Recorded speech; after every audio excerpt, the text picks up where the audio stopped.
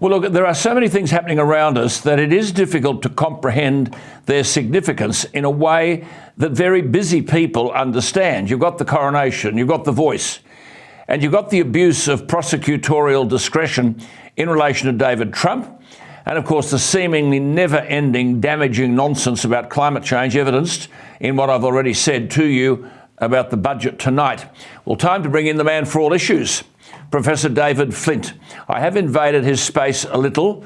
He is one of the victims of the flu that's doing the rounds. I've told David, you must take your olive leaf extract. I take mine. So, Professor Flint, thank you for your time. Goodness me. I'm sorry to invade your space, but I've already made the observation, David, that the Prime Minister has said that he has sworn, this is in London, he said he'd sworn allegiance to the Crown. Now, he certainly did so in Britain, but not when he was sworn in as Prime Minister. Now, Section 42, as you know, of the Constitution is very specific about the oath, and indeed it argues that, quote, every senator and every member of the House of Representatives shall, before taking his seat, make and subscribe before the Governor-General or some person authorised by him an oath of affirmation or allegiance set forth in the schedule of this Constitution. Now, as Professor Flint knows, but I make this point to our viewers, the oath and affirmation are spelt out, which require, and I quote, every senator and every member to, quote, be faithful and bear true allegiance to, and then the sovereign's name is included. Now, when Anthony Albanese became Prime Minister, the sovereign was Queen Elizabeth. So according to the Constitution, Section 42, he is to swear true allegiance to the sovereign, to the Queen, and to the sovereign's heirs and successors. So, David, Mr Albanese hasn't done that. Is he constitutionally entitled to the Prime Ministership?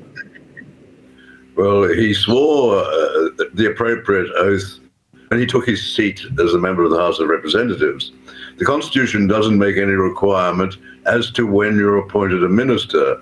It used to be the executive practice that was required at the executive level that ministers also swear an oath of allegiance. Paul Keating got rid of that. It's part of the example of creeping republicanism. But could I stop you there? Can I stop you there, David? I'm glad you made that point. Paul Keating did get rid of this in 1993, I think, in relation to Michael Lavarche. But Section 28 of the Constitution says the Constitution can only be altered by the people. So how could Paul Keating, in April 1993, determine that ministers no longer had to promise to serve the Queen, but rather the Commonwealth of Australia? Well, unfortunately, the Constitution doesn't make a requirement as to what oath a minister should swear, and that's a matter of executive law, of regulation, and change the appropriate regulations. So what he did is legal, but the Prime Minister is still bound by his oath of allegiance to the King. And if you can't trust people in relation to their oath of allegiance to the King, how could you trust them, for example, when they go into court and swear to tell the truth, the whole truth, and nothing but the truth?